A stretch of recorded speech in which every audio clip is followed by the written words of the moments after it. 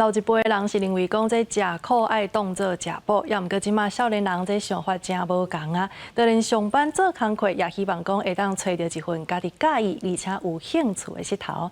台期待青春咱的帮，今仔日下暗7点半，做回来看少年人的选择。即马社群媒体发展了真紧，少年人得到资讯的方式嘛一直在改变。这个世代对新科技的敏感度甲接受度，互工课场袂阁限制一定爱伫办公室内底。要安怎掌握上新的趋势？毋但是工课的需求，更加是生存的关键。而且一开始，咱看社群的时阵，敢若是 PPT 啊，或是 Mobile 01讨论版，了后阮就开始出现了 Facebook、Dcard 开始陆续出现，今嘛够有 Trade。有些年轻人又爱使用的是 TikTok 或小红书，所以这个小的你要贴，对不对？就是都 OK， 对不对？不然就照这样。好。台湾的工课场工时长的文化，已经渐渐去互少年人拍破。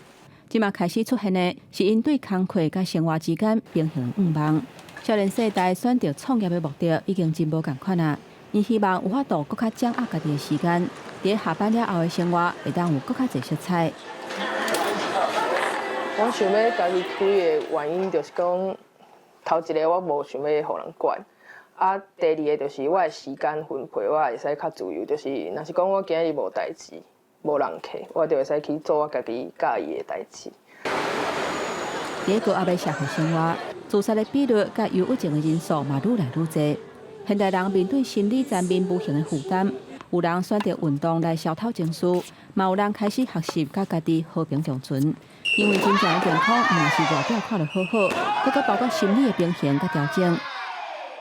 平常工作上的话，一定会有压力，就是可能怕没有业绩啊，或者是怕摊位生意不好这样子。对，那其实我平常的话都很常会看一些心灵鸡汤之类的，就是可以激励我自己。你好，有棉花糖冰淇淋饭团、草莓棉花糖，可以看一下想点什么哦。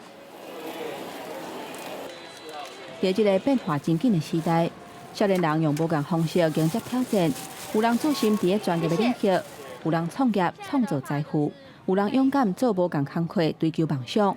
无论面对什么款的压力，因伫学习甲成长当中一直向前行，用青春谱写属于家己的人生。